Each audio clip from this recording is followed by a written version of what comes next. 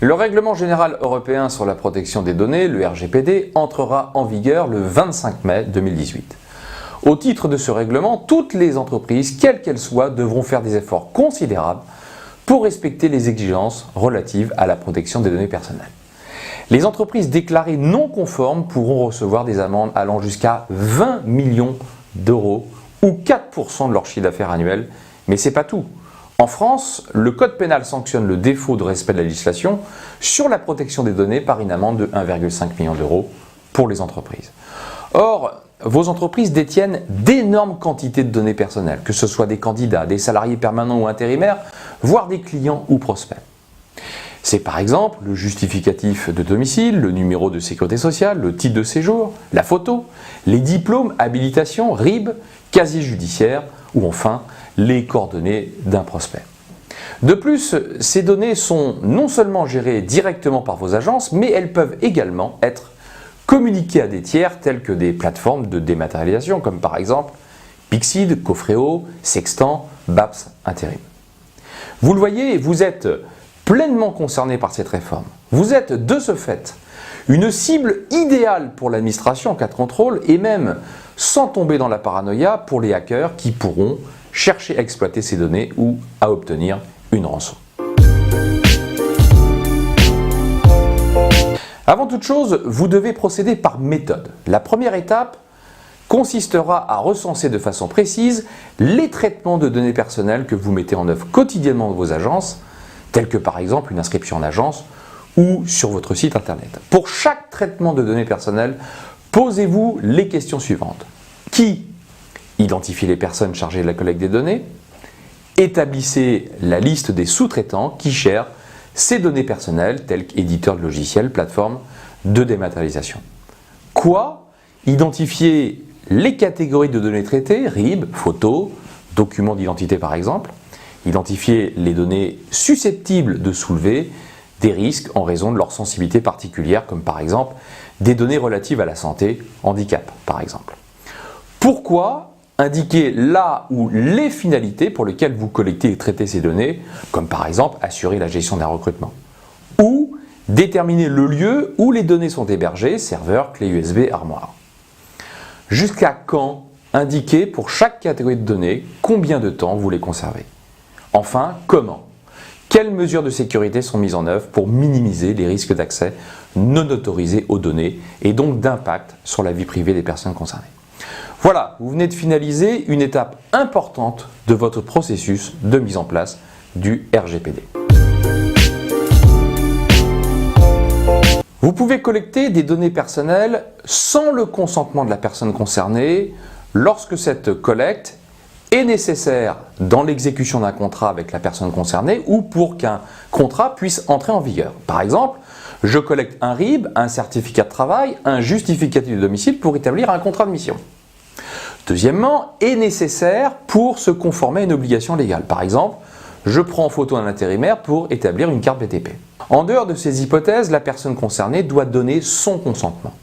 Cela sera le cas par exemple d'un simple candidat venu s'inscrire en agence. Si vous devez solliciter le consentement, vous devez vous assurer qu'il est demandé, obtenu, enregistré, suivi et amendé comme le prévoit le RGPD, c'est-à-dire que le consentement doit être donné de manière non ambiguë. Il ne pourra donc pas être déduit de cases précochées. Prenons par exemple un candidat qui dépose un dossier d'inscription à votre agence devra préciser, remplir et signer un document par lequel il accepte de communiquer des données personnelles. Les personnes auprès desquelles vous collectez des données personnelles, avec ou sans leur consentement selon les cas, devront être informées de leurs droits. Le droit d'être informé, informé sur qui, quoi, quand, pourquoi et où les données sont traitées, le droit d'accès, le droit d'obtenir confirmation que leurs données sont effectivement traitées, le droit de rectification, les individus sont en droit de demander que leurs données personnelles soient rectifiées ou si elles sont erronées ou incomplètes, le droit de suppression ou droit à l'oubli qui prévoit que les individus ont le droit de demander que leurs données personnelles soient supprimées et d'interdire leur traitement. Le droit de limiter le traitement, les individus peuvent demander que l'on cesse d'utiliser leurs données. Le droit à la portabilité des données, les individus peuvent obtenir leurs données personnelles et les réutiliser pour eux-mêmes dans une autre entreprise. Ce sera le cas par exemple d'un intérimaire qui travaille pour le compte de l'entreprise A et qui demande à ce qu'on transfère ses données personnelles à une autre entreprise de travail temporaire B.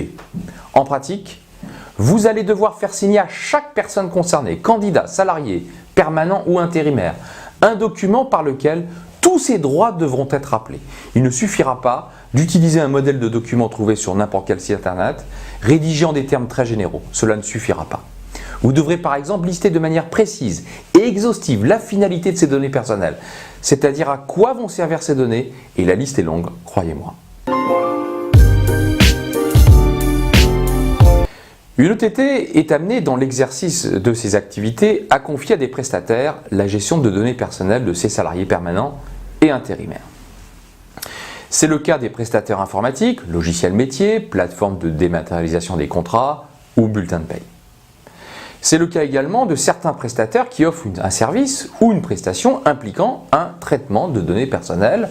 C'est le cas d'intérimaires santé avec lequel vous avez conclu un contrat de prestation de service.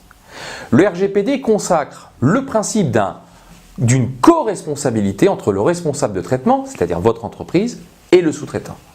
Vous allez donc devoir identifier tous ces sous-traitants et réviser tous vos contrats pour qu'ils contiennent une clause de protection des données personnelles. Là aussi, il conviendra d'être très précis.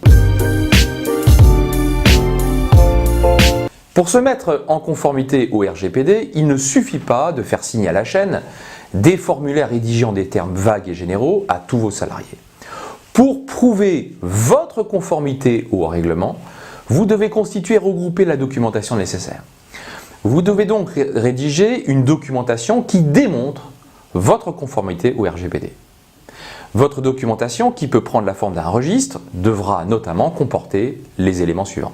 Le registre des traitements, tous les process de collecte de données personnelles, les preuves que les personnes concernées ont donné leur consentement lorsque le traitement de leurs données repose sur cette base.